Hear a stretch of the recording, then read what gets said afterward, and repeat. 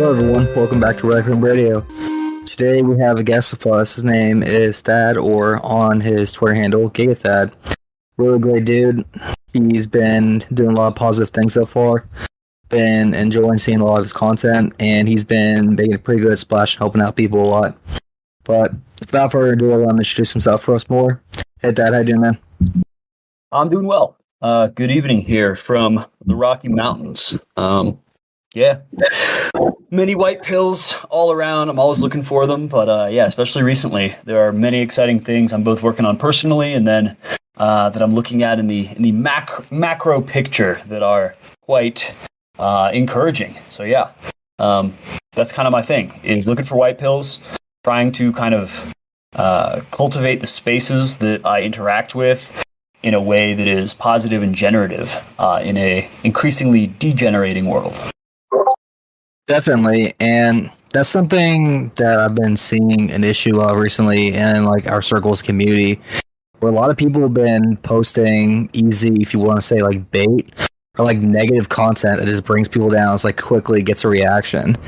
And it's good to see people doing something on the upside, like more positive related. But before we go more into that, I'm curious, would you be comfortable enough like telling people who may not know who you are, like a little bit about you? Yeah, for sure. So I go by GigaThaad on x.com, and I previously TurboThaad. There's actually a different account called TurboThaad that for various reasons I retired. But I've been on X for about 4 years. But beyond that, I mean, I'm a professional male in my 20s. I come from kind of the Rocky Mountain region originally, and I've had really great opportunity to travel the world. I've been able to work on all kinds of different things. I have basically been doing some combination of operations and marketing for startups since I was just out of college. I got an MBA at one point, so I technically am a master. You don't have to call me that, but I am a master. I could be called Master Thad. That's all I'm saying. So with an MBA and kind of just a generalist skill set, my undergrad degree is in history. I have been pursuing, all kinds of stuff. I'm a generalist. So I've been pursuing weightlifting, martial arts, study of history, as well as the study of sort of, in my own life, wealth creation, building companies, how to, generate returns that are both good for the world, not in like the hippy dippy way, but that do some good towards sort of a desired goal, in addition to generating generational wealth for individuals. All these things considered, I keep adding new things to my sort of multivariable life. I most recently, in the past years, picked up country swing dancing, and I am now an instructor and a competitor in the country swing dancing scene. So I teach dancing. I try to get people together in the real world, listening to country music and making friends and meeting members of the opposite sex. But so by day, I run a company. I'm the head of biz dev for a crypto startup that is funded and quite successful. I'm also a huge equity owner there. I also manage my own investments. I'm quite invested in the crypto markets. I've been full-time in that space for 3 or 4 years. Beyond that, I keep myself in top physical form. I teach dancing 1 or 2 nights a week. I go dancing maybe 3 or 4 nights a week. And I'm not saying that I have all of life figured out. I don't, I'm not married with kids yet. I do live with my girlfriend, and our plan is to get married and have kids probably in 2025. But yeah, man, I'm just like any other sort of like millennial male in their late 20s who's trying to figure out the world, figuring out how I float through it. And I try not to come at any of my advice giving or kind of my general impact from the position of like, I'm one of these the guys that are like Tate acolytes. They seem to project this image of like, well, obviously I figured life out and you should be like me. And that's very much not my shtick. I have found many things that have been useful for me, and I'm very happy to share the things that have been useful for me with other people. But for the most part, the particularities of everyone's life are going to make their situation a little bit different. But as a sort of a generalist, I post about all kinds of stuff. I post about health, fitness, success, motivation, and just humor, man. Like I like to make people laugh. I'm mostly just sharing stream of consciousness thoughts when I post, and over 2 different accounts and a total of like 25,000 plus followers. people seem to laugh and find the stuff that I share insightful or interesting. And if that makes some positive impact on the lives of the people around me, then like, heck yeah, I'm here for it. That's why I'm on Twitter. Another thing I'd just like to note that I don't know if this is necessarily a badge of honor, but I'm not a monetized account. I think I have one like pull-up guide that helps you get up to like I do 90-pound, I do pull-ups with 2 45-pound plates on a chain. And that's something I like wrote a little guide just for fun on how to do that, how to get up to that. But I don't have a Patreon. I don't have a Substack. I don't have a Gumroad. I'm not a monetized account. Nobody's paying me to do this. I do like to think that I post and I exist on the internet just for love of the game. And hey, maybe one day that turns into something. But for now, it's just about like trying to collect and disperse white pills. How's that overview? Amazing. That is absolutely amazing. And I'm glad you're discussing that too, because so many times you see these accounts like almost pop out of nowhere, and the moment they get basically a taste of any fame or notoriety, they immediately flip to monetization, where that's their whole shtick, where they're always promoting something that between you and you, they know they don't actually use, they don't actually support, that they think is like complete BS, but they're like, I'm just trying to get money. But for you, it's just like laid back, or like I'm doing this, you know, for like you said, the love of the game, and that's something I have a lot of respect for. Where it shows like you actually being genuine about your character and who you are. But something I'm curious, like Donald Trump when he likes to say, like, I think he said this in the debate last week, where he's like, you know, I don't have to be doing this. He's like, I would much rather spend my like 70s at one of my golf courses. Essentially, the whole thing of like, no, I don't need your money. I'm not doing this for money. I kind of like that impartial view, like, yo, like, I'm not out here because I'm selling Gumroad courses or because you need to like take my copywriting course. I'm out like, I don't know. I kind of like that perspective. That was actually an argument. I believe it was Thomas Jefferson wanted American politicians. He thought it was a positive criteria for American politicians to all be independently wealthy. And it's like, oh, rule by the rich. And it's like, yes, no, the point is if you're independently wealthy, you aren't motivated by money in the job. So like similarly, an independently wealthy, or like, I'm not a friggin' decamillionaire yet, but for me, I'm like, oh no, I have a job. Like I have a job, I run a company, I have good financial prospects that have nothing to do with me posting on the internet. So I just don't feel beholden to that. And actually I enjoy that, and I think it probably makes my content better, man. Sometimes I feel bad for people. I've hung out with people who, names that you would know. I've like done IRL meetups with some big accounts on X and in my circles, and for some of them it's a full-time job. And sometimes I think in my head, I'm like, what's it like waking up in the morning and being like, oh, I better post and get this number of likes or retweets, or my bank account's going to be empty. That sounds terrible. That sounds like a prison. So I don't ever want to be that guy. Yeah, it's like a rat race, basically, where you're doing it not for reasons you should be doing it. But a question I wanted to have for you, because a lot of young men nowadays have seemed to buy into this lie that all you have to do is graduate, go to college, get like a bachelor's degree, get a job, just keep going through the system. And then eventually you may, get a life down the road, you get a promotion, you have kids, and then hopefully you retire by like 70 and die. But it's kind of funny because you seem to have broken that model and that mold and said, I'm going to do things my way very early on. Is there any influences in your life that led you to this decision, or did you do it on your own accord? Like, did you have any family members that helped you on that? Have any like people you looked up to? I'm just curious on that. Are you talking about the sort of more specifically the financial and career side of that? Yeah, more of the career side related, where you have a lot of people who have been leaning more into like a materialist approach of just like, hey, all I need is money, all I need to do is this, this, and this. Yeah. I'm going to take like a college route, but you're doing like a very, I don't want to say high risk, but your own like choice where you're like, I'm not going to go and do what everyone else is doing. I'm going against the grain. And I'm curious, like, what inspired you to do that? Yeah, so a number of things. One, there's sort of an entrepreneurship gene in my family. And you could argue, is it a gene? Is it a dispositional thing? Or is it was it the culture of my family growing up? But without anybody ever telling me this or me explicitly aiming for this, for me, it's just been like a given. My goal has always been to be my own boss. And when I say that, that's not just a career and vocational thing. being your own boss means being in control of your life. Like, the optimal zone is where you get to be doing the things that you want to do, and you can do them in perpetuity because they either provide for you or you have your your cost of living covered by something that you do. And so my goal has always been to be my own boss, or to be in charge of a company, or to be, an autonomous individual like that. Now, I'll say that was always personally appealing to me. I'm really I have sort of an individualist streak. I like to be independent. I don't like to be controlled. I don't like to be told what to do. And that comes very naturally and dispositionally to me. Now, I will say there are people where, to a certain number of people, there is a security and a reliability and a lack of anxiety around being managed. And that's just simply, there are different types of people out there.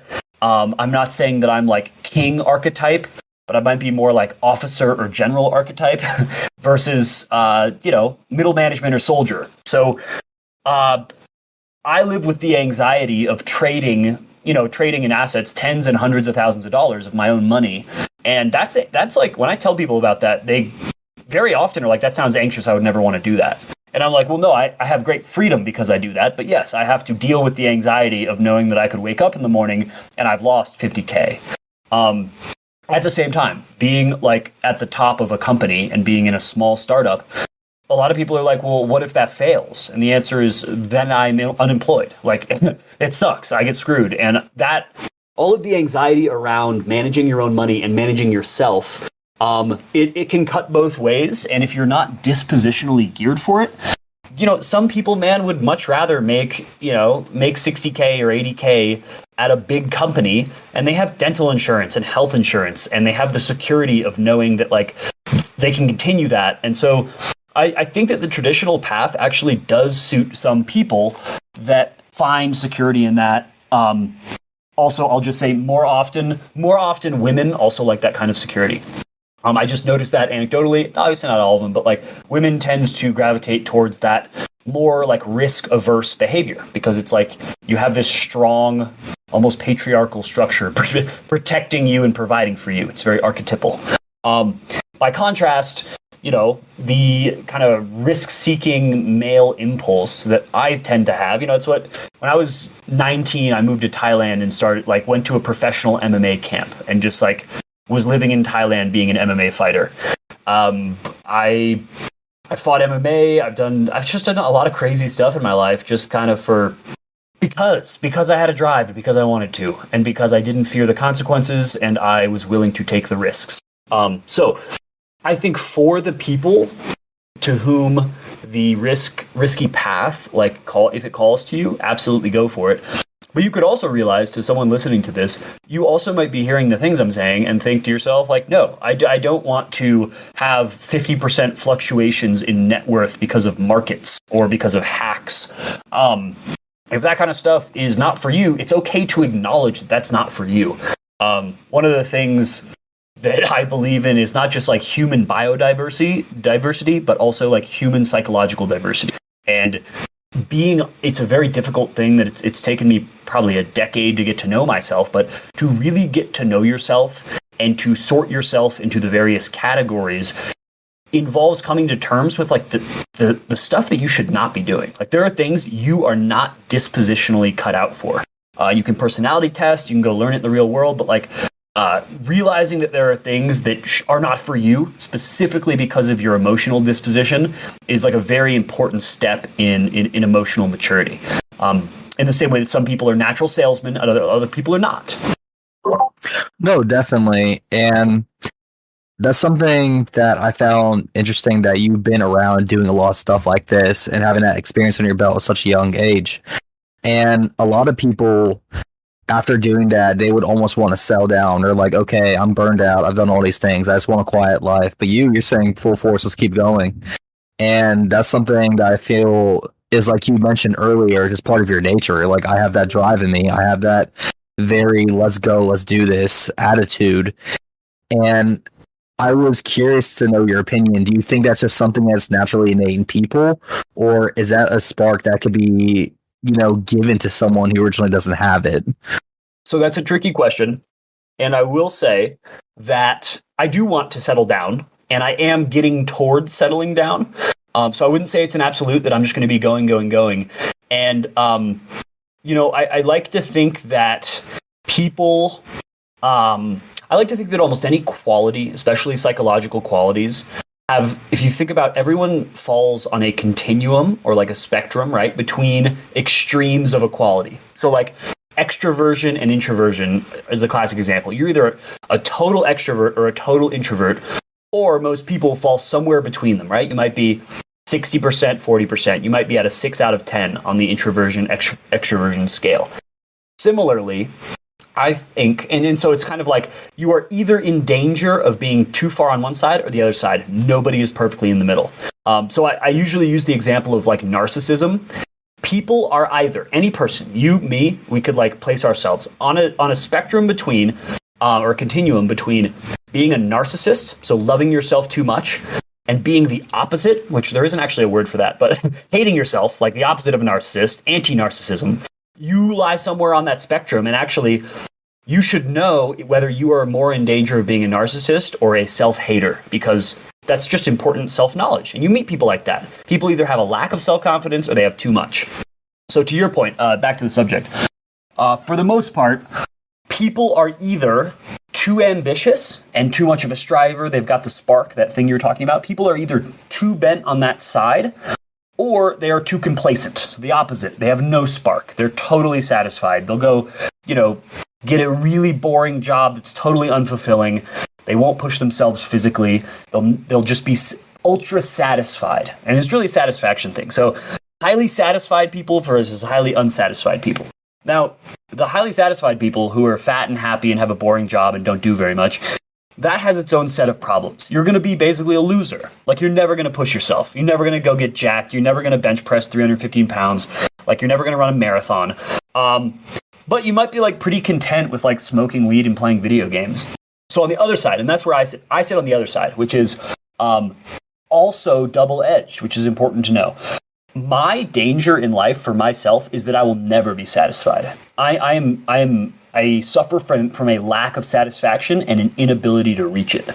So I will always be trying to make more money and get more jacked and learn more skills and become more of like a Renaissance man. And like, for better or worse, that's how my disposition is geared. And what's really scary about that, man, is I think about 5 years down the line, if I marry the girl and have the kids, I really hope that I'm not sitting at my desk in my house with kids unsatisfied. Like, that's a really scary thought. And all of the positive qualities that I have that could have brought me to that point where I'm successful, I have a nice house, I have a wife and kids, would equally make me unsatisfied there. So that's like one of my deepest personal fears. That's kind of a long digression on the subject. You said, is it something that can be, I'm tracking, I'm good at this, I can track back in conversations. Is it something that can be taught or not? I think that you can choose to like take on motivating mindsets. You can take in kind of the motivation literature, self-improvement, this idea that like you could be better all the time than you are now. And you can adjust and calibrate how you live your life in order to chase those things. And in the same way, for someone like me who's maybe too motivated, you can also take in sort of the mindfulness, enjoy where you are, live in the moment. You can take in those things. And so you can like modify what your natural disposition is in either direction. So you can't fully teach yourself the spark, but you can surround yourself by information. You can take in your information diet in a way that will make you more motivated. And you can aspire to be like people who are motivated. So you have like a good amount of control over that. But you're starting, just like with your physique or anything else, you're starting with a baseline. You have some psychological baseline. And for anybody listening right now, take stock. Are you too in danger of being too satisfied, or are you in danger of being too ambitious? And whichever one it is, you might want to look to the other side of the spectrum and figure out what thing you need to learn from them. Dude, the people that are really satisfied smoking weed and playing video games, I actually have a lot to learn about them, about like enjoying myself. And they probably have a lot to learn from me, about like friggin' getting to the gym and getting after it. Yeah, definitely. And me personally, I always feel like there's two different types of satisfaction. There's the hedonistic type, which is I'm just going to conform and do what you said, smoke weed, sit on the couch all day, just do whatever, play video games. And I really just care about things. But there's also satisfaction from like I feel comes later, from a spiritual pursuit of like either by following Christ and realizing I don't need material things to make me happy. I don't need to do all these drugs to make me happy, consume alcohols, all stuff like that. Well, I don't think that negates you also going out and having your drive, having that pursuit. And speaking like a little bit briefly on me personally, I'd listened to Army straight out of high school because I looked at myself. I'm like, I don't want to go out like this. I let myself go. I was getting depressed. And I was lying to myself, being like, I'm satisfied with this.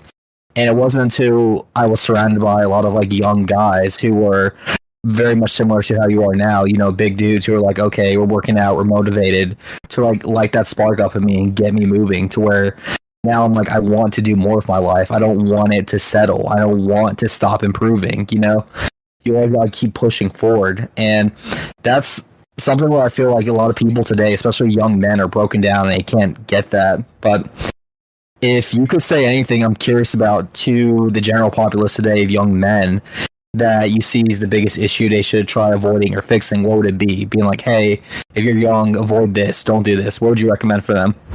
Ooh, that's a good question. I think it's really easy So the biggest problem that's besetting the general psychology of the world and of us each as individuals is information flow and information diet. So we are living these screen-mediated experiences. Everyone has smartphones, everyone has social media, and you're being fed information at a level that your brain, your body, you were just never meant to have as much stimulus as you currently have. And so the problem is not the information in itself, it's your curation. So my biggest advice to people is like, you need to realize that you are being programmed by the things that you take in the same way that your body is made up of the food that you take in. You are being built all the time. You can think of your information diet as feeding sort of your neural body. So you need to look at, all right, so like, what's my diet? Like, what am I taking in on a daily basis and why? Very often people who kind of reject the modern world, or they don't want to play the game, or they don't want to get really involved online, they're like, yeah, I don't do that. I don't curate my feeds. I don't like curate what I take in or who I follow. And it's because they want to opt out of the game.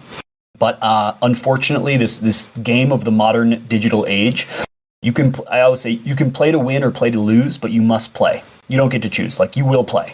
So if you don't choose to curate your information diet, it will be curated for you. If you go to your Instagram Discover page or your like For You page on X, on any of these sort of apps that are algorithmically based, like, as a man, if you don't curate those, you will have like pornographic naked women on those pages. And that's just like what it knows your demographic likes. If you don't go in there and follow specific things, unfollow specific things, very specifically, go to your like explore pages. There's an option on all these apps to say like not interested. If you start saying not interested on like the pornographic stuff or on stuff that's just demoralizing or stuff that is blackpilling or unconstructive, you can train the algorithms and you can train the information flow to be more generative and positive. And I guess the word that I would give to most people, and it's not like a sexy find Christ message that I almost want to say that should be implicit and like self-evidently true. But more specifically in terms of actionable things, like you need to be aware of and curating the information that is going to be dumped into your skull and realize that like if you don't think you take in that much right now, you will only take in more information increasingly for the rest of your life. Like that's just the trajectory we are on. So taking stock of like where you are, how it impacts you, and then the white pill version, the black pill version is like you need to go be Ted Kaczynski and live in a cabin and throw away your phone. And like, hey, if that is you and you can do that, like hats off, go do it. More realistically, you need to use these tools in a way that's positive and generative and follow stuff that's positive and uplifting and that gives you motivation to do things in the real world. And so that's kind of my advice for like your digital life is you have to like actively take stock of what your information diet is and then actively curate it. And if you ever, DM me if you want tips on how to do that. But if you find yourself in a dark place, it's very likely that you've been taking in darkness. Like you have not been programming yourself in a positive way. So that's for the digital world. And then all of that said, your digital life should inform your real life. You should try to make your digital life 20 or 30% of your overall life, of your identity, of your interaction, of your friends, of all those things. And that 30% should inform your real life, the 70%. That's the important part. That's what you should be doing, is having real life, having the life that every generation of your ancestors for hundreds of thousands of years has been having, or however many thousands there were, depending on when you think the earth was created. But the important thing there is, and I did this, in 2020, I first got on Twitter, I made some friends. We all moved to the same city and became a real friend group. Like, we took that into the physical world. If you were doing any of these things, interacting with people, move towards real life hangouts, real life friends, finding interesting stuff, follow fitness content, but then get to the gym, go do real things in the physical world. And realize that the way your brain is programmed, you evolved to experience pleasure and fulfillment from real world activities, not from screen mediated ones. The screen mediated ones can give you like a cheap knockoff of what real life fulfillment is, but ultimately, like, real relationships, real achievements, real like physical pleasure and physical rushes and things like that, like, you will never find a substitute in the digital world, and you shouldn't try. You should see information as something to be curated, and technology as something to be leveraged as a tool that you can then use to actualize great things in your life. Not only because that's the right thing to do, and that's what, God and your ancestors want, but also because, like, for selfish reasons, it's the most fun. Like, you'll get the most out of it. You will find it the most fulfilling. No, definitely. And I've talked to guys who message me privately who were like really depressed. They're like, I don't know what I'm doing wrong. I've stopped following all these porn accounts, stopped following all these fitness models and e-girls. I'm like, good, that's the first step. What are you doing next? Like, oh, I just started following all these like bodybuilders and stuff like that. I'm like, okay, good to have motivation. So you go into a gym. They're like, oh, I don't have time. I'm busy, my schedule. And it's like all these excuses where I'm like, dude, it's good that you're surrounding yourself with like a more positive feed, like you said, cultivating better information in like what you're consuming. But you need to take that extra step and actually apply that, because none of that stuff, and this may sound a little bit like brutal and blunt, but none of this positive affirmation stuff you see and positive influence of like guys matters if you don't apply it and actually like try doing your best of it. It's equivalent to being, in a desert oasis and seeing a body of water and refusing to drink. It's like, what are you doing? If you want to do something, you actually got to get out and do it. But yeah, speaking of, go ahead. Just one of the bits that is like, a problem with some of the bigger figures in our spaces and people who are online anons and stuff is like, you have to realize like, it's being very successful online means that you are very online. It's not a good thing. It's not an aspirational thing. Like, that's not something you are proud of when you meet your girlfriend's family. Like, oh, I have tens of thousands of Twitter followers. Like that's not a super admirable thing. And you have to look at the people that are influencing you and realize that even the ones that say all the right things and have all the right views, like, you should have some sort of temperature check on like, okay, but is this person like a chronically online internet person? Because that also can't be the goal. Just to what you were saying, like, it's not about just living the whole thing and saying all the right things on the internet. You have to get out there in the real world. And that's just my point on that.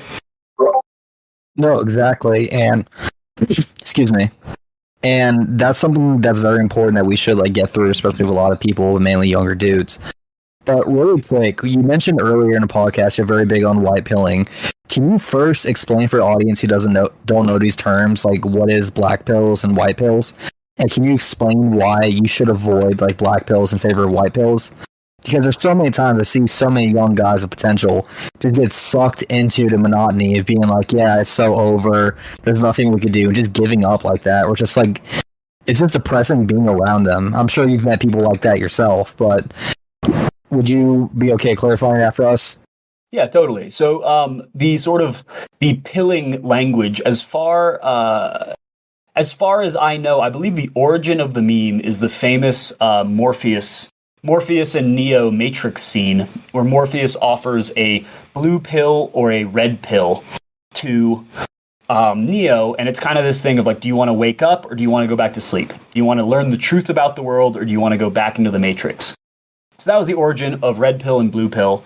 And blue pill kind of became associated with like the left and political liberalism and kind of like the weird, disconnected from reality lies of a lot of our culture. And red pill became like, this is the truth. This is the way things really are. And then that got adopted by kind of the manosphere. And this whole thing took on like mimetic life of its own and moved far away from just truth versus like sleep, and moved into taking a pill means to be like taking down a rabbit hole or a perspective. And so what came from this was other pills, right?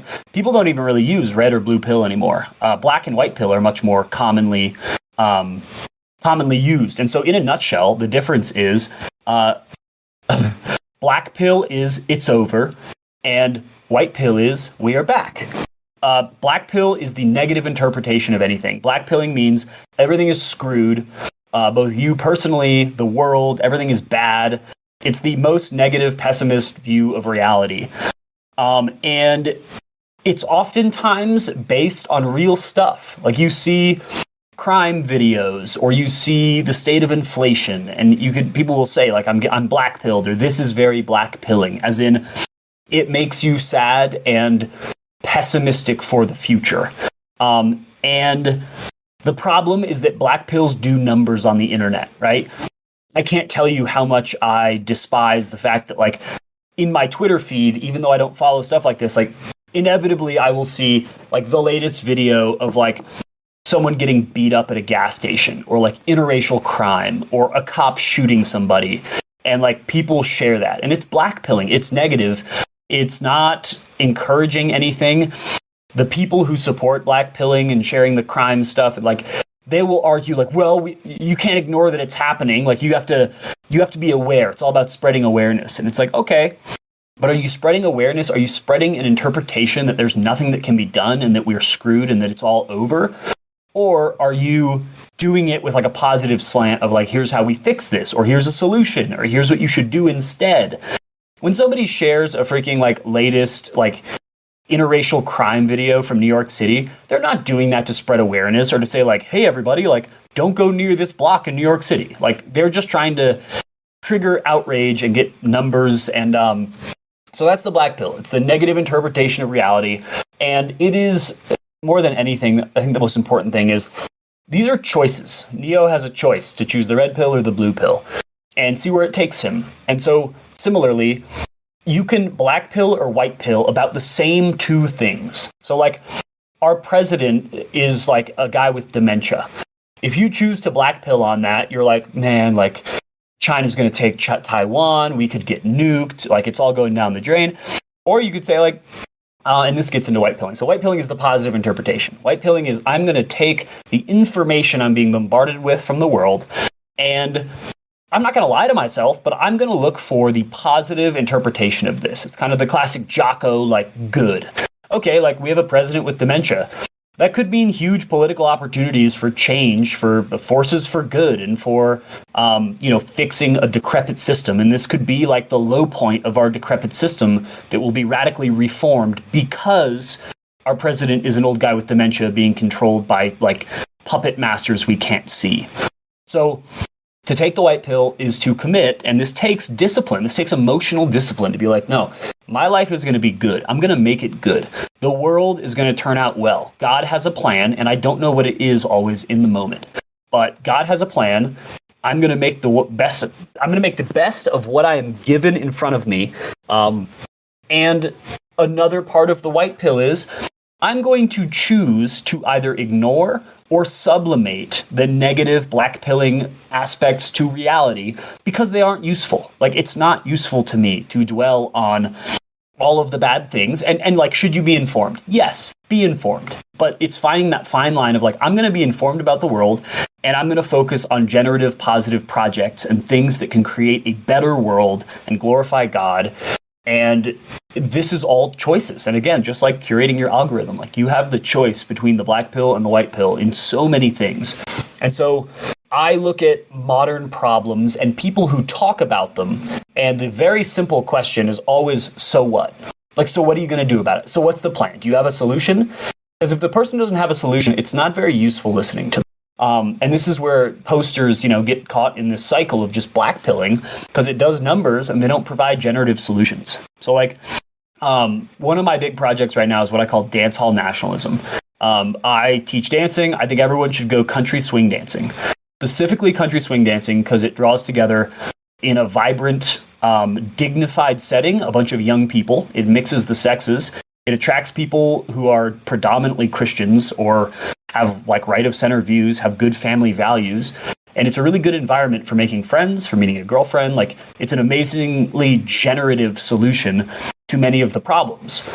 What is that the white pill for? That the black pill is that dating is broken and that people aren't having children and that people aren't having kids. We have a crisis of no marriages. Our birth rates are collapsing. Like, society is fraying in that way.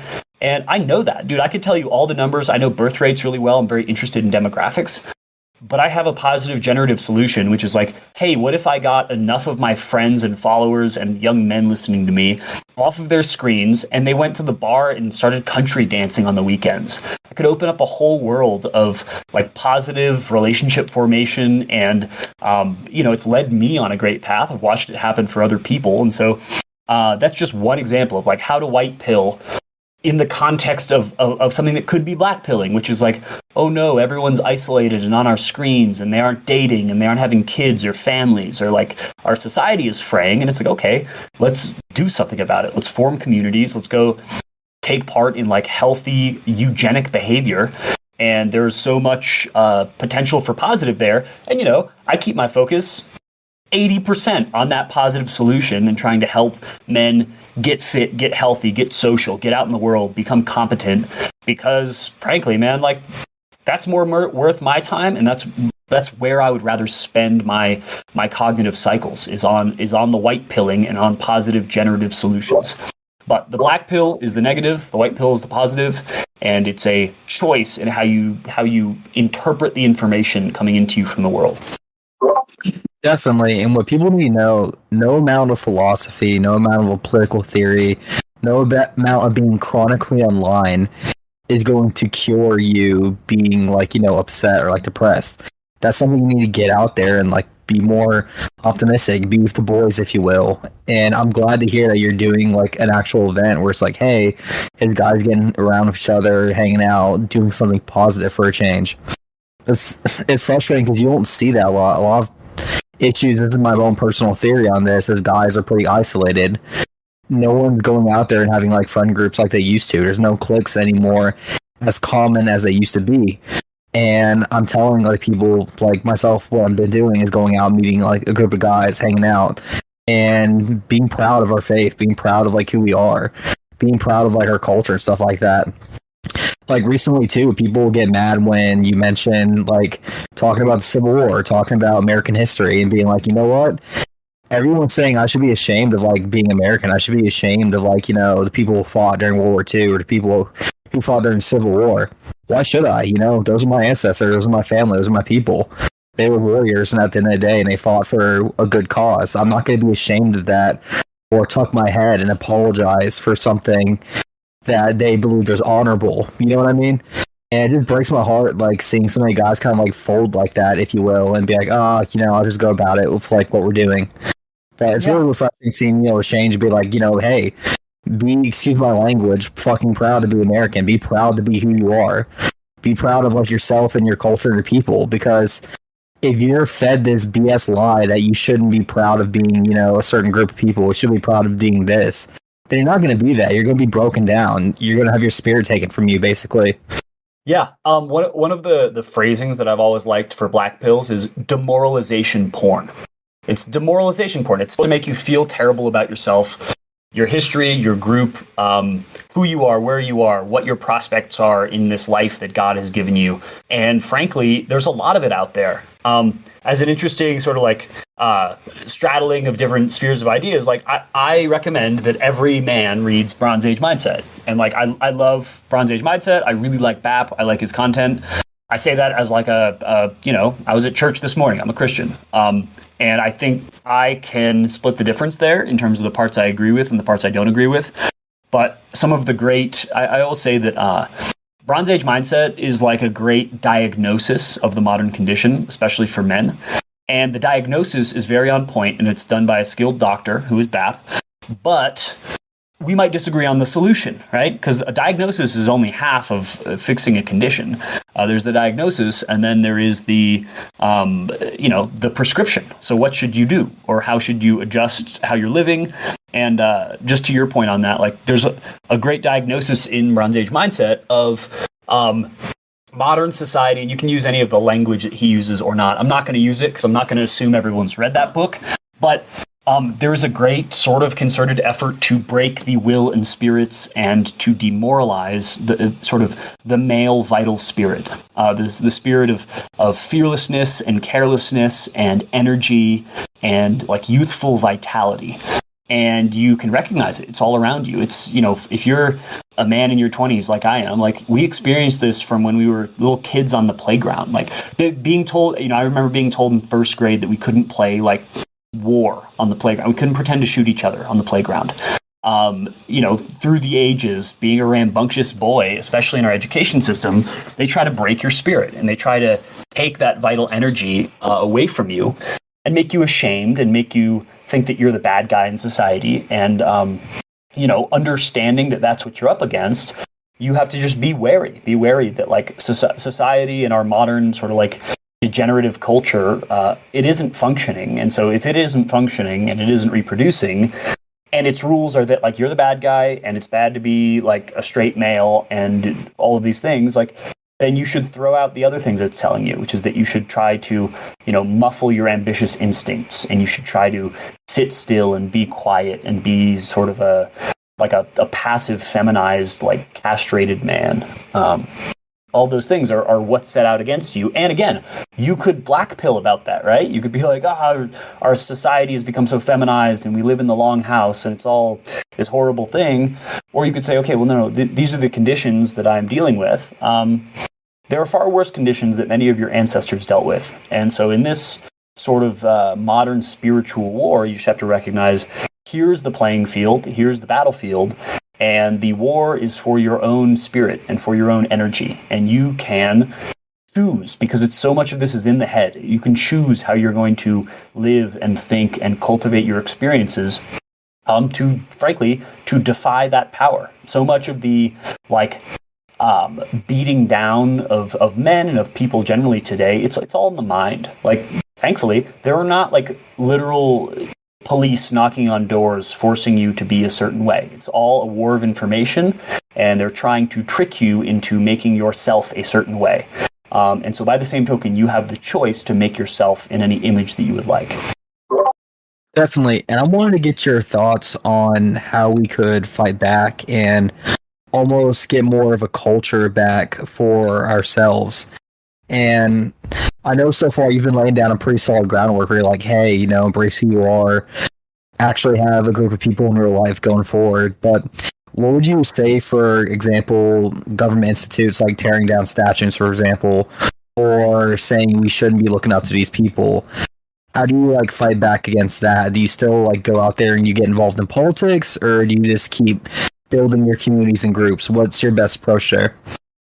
So I think part of it, and this plays into not blackpilling. We have the famous phrase in sort of the bodybuilding world, we're all going to make it. Part of adjusting yourself well is realizing that no, we are not all going to make it. Not everybody is going to make it to the next generation. And that is actually okay. It's almost like an evolutionary attitude. There are whole bodies of people and ideas and all those things. And the person from high school who's just became an insufferable libtard, they're probably not going to have kids. And you know what? Their line will not be around in 80 years. And there's no way you can force them or influence them any differently. It just is what it is. And frankly, pray for those people, feel sorry for those people, but there's nothing you can do. So first, it's realizing not everyone's going to make it. Not every body of ideas or sort of community is going to make it.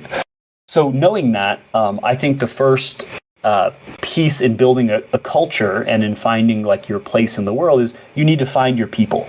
And what's amazing about the internet, and it's again using technology as a tool, you can find your people. You are connected to a network of literally billions of people, and a lot of them think like you. And there are men, there are women, but you need to find them. And that might be that you need to move cities. You need to move to a city that has groups of people like you and that you have things in common with, that meet up in person and have real communities. The internet can be a tool for this. What I don't recommend doing is finding your people in a group chat on Twitter, and that's your whole social life. And those people can't come to your house for dinner. They can't. If you successfully create families, your kids can't play together because you're just a group chat. So realizing not everybody will be for you, not every place will be for you. There are people who are not going to make it, and trying to stay on a sinking ship is probably not a good idea for you. So I've always said, vote with your feet, move to where there are the people that you want to be with, and the scenes and the gathering, and that's going to be particular for everyone. I've ranged from, East Coast of the U.S., Texas, the Rocky Mountains. I've ended up where I want to be in the Rocky Mountains in my ideal zone. But you really have to curate, okay, so who am I going to go be around and build culture with? And again, that's going to involve some combination of what you do for work, what you do with your spiritual life, going to church, going to Bible study, hanging out with people, going to the gym, going country swing dancing. That one's important. But all of these things really end up with this acknowledgement that you can't save everyone. You shouldn't actually look at the whole world as a thing you can take part in at the same time. You can't. You can witness all of it on the timeline. You can read the news every day. But frankly, you are going to live your own life. You have one life. You can be in one place at a time. So you should curate what that is. Who are you? Where are you? Who are you around? And what are you doing? And that might sound very elementary, but it's true. And where you are, what you do, all those things should not be primarily online. Online is a tool that you use to find the place to go and the people to meet. But again, it manifests in the real world.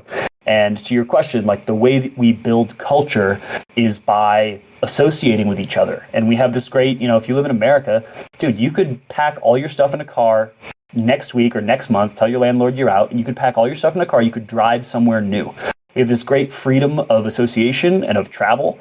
And you could take off and start somewhere new, or in the place where you are right now, you could stop hanging out with your loser friends, or you could stop trying to save people who don't want to or can't be saved by your hands. They can only be saved themselves or through Jesus Christ. But essentially, you have this optionality, and you need to take active decisions to grab the reins for your own life and get off sinking ships, whether that's communities, relationships, locations. There are places that are not going to be the best place for you, and it's going to take you sacking up and taking some risk and striking out into a place where you find your people and where you are supposed to be. Definitely, and I love the we're all going to make it attitude, but you also said the sombering truth of hey, not everyone's going to make it, it's just how it is. That's how life is, really. And it's frustrating, definitely, seeing some people, do that, but what are you going to do about it? Like you said, the best thing you could do is actually be more involved and do more things of your community for your people. But doing a bit of a sidestep, you mentioned a very important word earlier that I think deserves a little bit more attention, and that is vitalism. I'm curious in your use of that term and how that ties into your conversation so far. Do you want to elaborate a little bit more on that?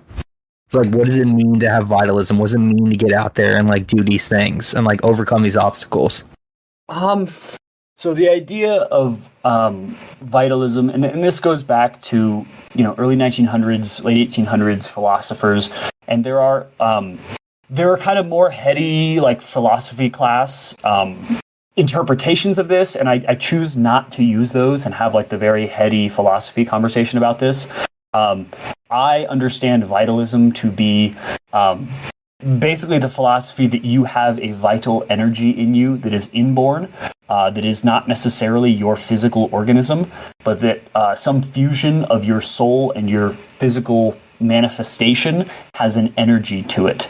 And that's what makes us different from rocks, and that's what makes us different from inanimate objects, is that we have this, and this is where the Christian side plays in, but we have this life energy And especially on the Christian side, we have free will. We have free will that God has given us. And the way that vitalism manifests itself in the real world is through energetic conquest and control of both yourself and the world around you. So it means seizing the things around you and being a vital creature. I mean, vital, the core of the word is life. But that means exuding a sort of energy and living in a way that is powerful and that is impactful on things around you. You aren't a thing that lives in a hole and just, consumes slop and dies eventually. That you are out there adventuring and taking risks and having novel experiences, and at a certain point you are going to multiply your genes through reproduction. You're going to be so vital that you create more of you. And it's the idea that this energetic driving force is not something that's terribly conscious, but that it is something that you should unleash on the world. And you should go climb the mountains and talk to the pretty girls and go build yourself into a physical beast and essentially live as hard as you possibly can with as much sort of outward energetic, I don't want to say projection of yourself, but embodiment of yourself as you possibly can.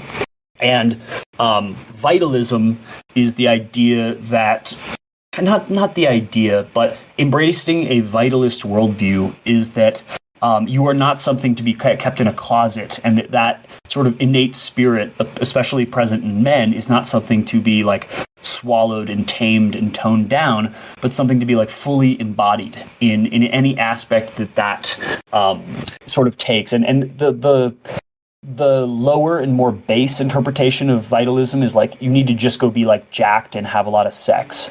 And it's not just that. I consider great leaders to have a great vitalism. They are a biological entity, a life force that is so powerful that it commands other life force, right? That's what leadership is. It's one of these human beings, and it's leading 100,000 human beings. That's vital. That's a profound manifestation of the internal energy that is vital. So that is not a scientific or philosophical definition. I'm really just telling you what it means to me. And you should allow your instincts to some degree to guide you, because they are implicit, and it's really free will to let yourself go try to live in the most vital way possible. And ultimately that will result in you being as actualized of a life force and of a individual, of a piece of biological life with a spirit as possible.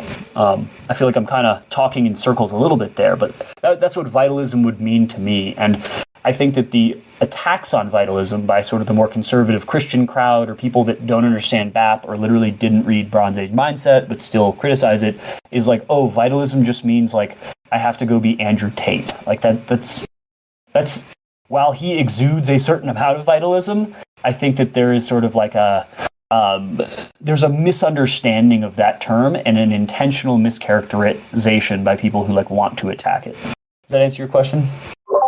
Yeah, it does. And people who attack BAP without reading a lot of his work, I never really understood that.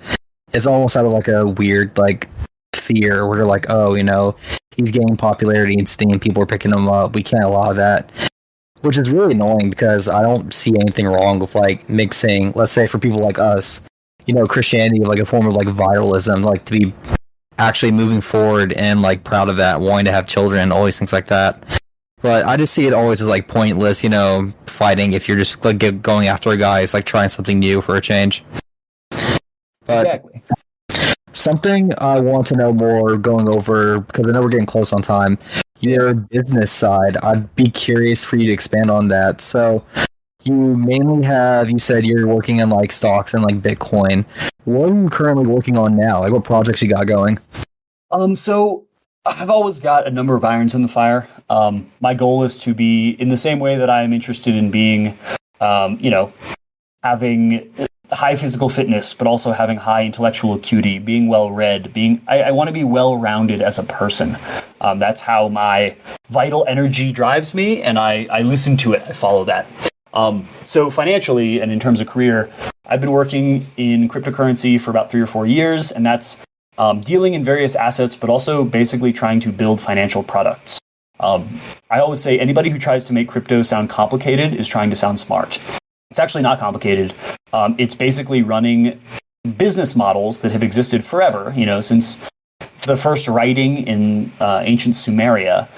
Those business models are being run with shiny new technology using blockchains and various things like that. So the only way to think about it is as a bunch of old business models being run with shiny new technology. So for a lot of crypto, a lot of that is like asset trading and banking. So borrowing and lending and gathering interest. And there's other things like NFTs, which is essentially art. But these are all things that, like, if you try to look at the core of any crypto business, you can usually find it's comparable to some business in the real world. So right now, I am helping build an exchange called Eldorado.market. I do some business development for them and try to make deals. And essentially, that's a platform where you can create a wallet and trade cryptocurrencies in a way that does not allow the state or the company to like freeze your assets or control anything. Eldorado doesn't have you don't have an account on Eldorado. It's not a login. It is your own wallet that allows you to trade between assets.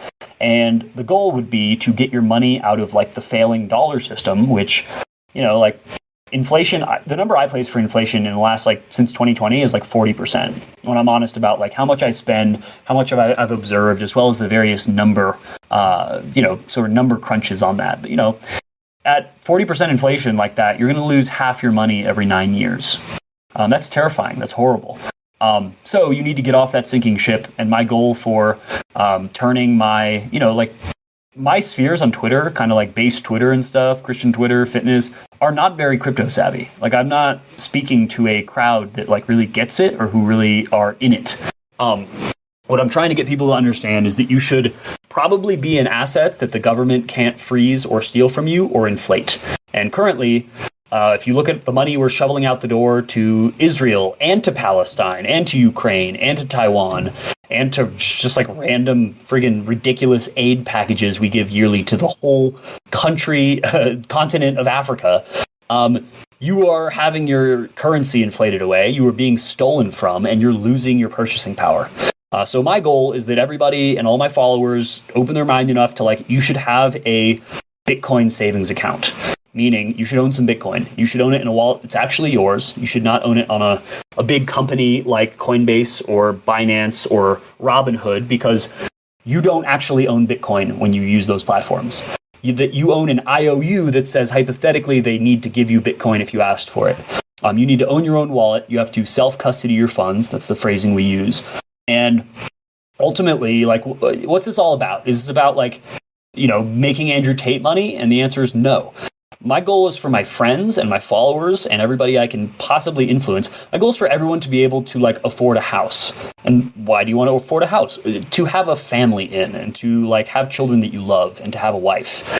So for me, everything comes back to the practical application of what does it take to exist in the world? You need to be able to feed yourself, you need shelter, and ideally, if you are successful enough as a man, you should have the funds and bandwidth and the means to have a family. So I consider cryptocurrency and the general products that I promote or things that I recommend to people.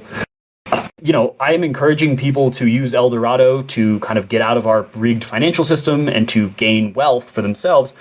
But that's not because Eldorado pays me to do that. That's because 90% of my net worth I deal with on Eldorado. I'm just a power user of the platform. And like I said earlier, I am just trying to turn people on to the things that I like and to the things that I have found to work for me. So I have been able to build a pretty significant amount of wealth through cryptocurrencies. Everyone knows that guy who made dumb decisions and got scammed or lost all of his money or is down 80%, whatever. The important thing to know is that if you stay in the legacy system, you are almost certainly screwed. And if you join a riskier scene, store some of your money in Bitcoin, Ethereum, or other speculative tokens, you might be screwed. You might be screwed in the same way that you're screwed with the US dollar, but there's also a chance that you 10x or 100x, or you make some significant amount of money for your life. And frankly, I will take the chance of failure that also has a chance of huge upside. versus the, it's like the dollar system. There's no positive outcome of holding your money in our legacy system that is constantly inflating away your buying ability and, stealing your money. So I see it as an inevitable thing.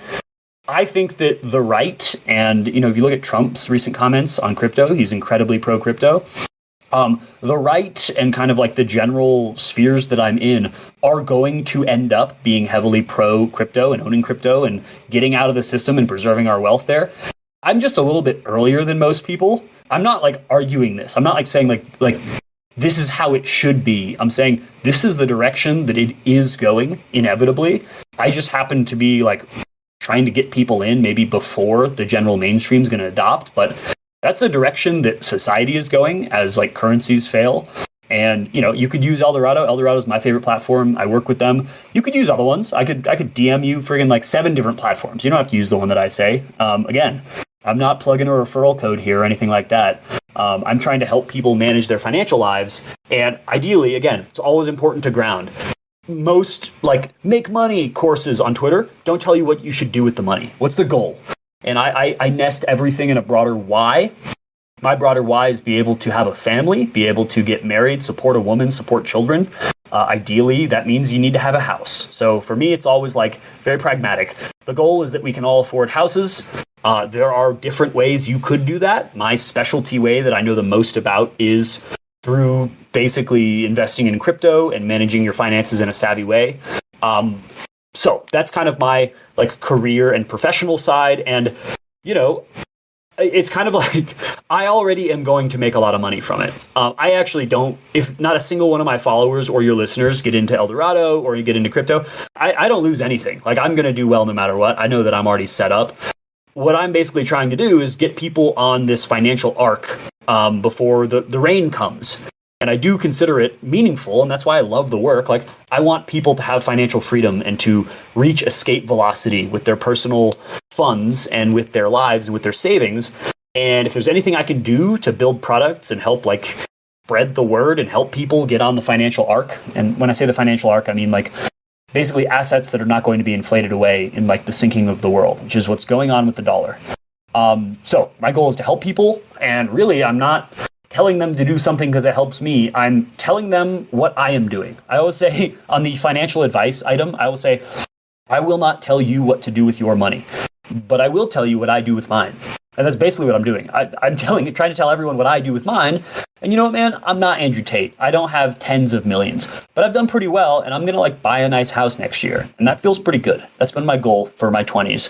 And if I can help anyone get closer or reach that benchmark on a shorter timeline, then like, hey, that's meaningful to me, man. That's in the same way that I don't want people to go start country swing dancing because I get a kick out of it for me. Like, it doesn't make my life any better. I want them to go find an awesome girlfriend and a bunch of friends and like a real life, social life. So that's where I come from. And yeah, I mean, that's sort of what I'm working on. I have a number of crypto projects that I advise on or that I'm trying to help. For the most part, the goal is a we're going to make it sort of attitude, right? We are all going to make it. And the idea there is if there's a financial arc being built in the Bible, take it to Noah, anyone could hypothetically have fit on the ark. He could have filled it with like a bunch of chicks for himself, or like a bunch of degenerates, or anyone could fit on the ark. It wasn't built in a way where there's any filter of who got on. And my thing with like a financial arc, like crypto or Eldorado or anything like that, my goal is that I want my people on the arc. I want people who have good family values, who are going to use the money not to be Andrew Tate, but to be a good father, be a good family person, to create generative communities.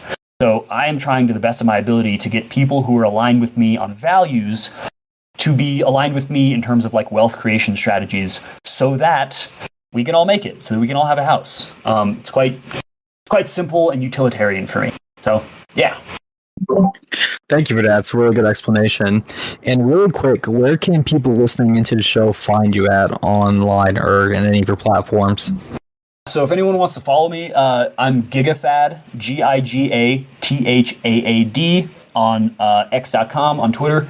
I mostly operate from there. I leave my DMs open. If you want to find your local country swing dancing scene, if you want to get into crypto, if you want to do 90-pound pull-ups, if you want to bench 315, which I got recently, I'm proud of that. If you want to get fit, more socially competent, dude, if you want girl advice, like drop in my DMs.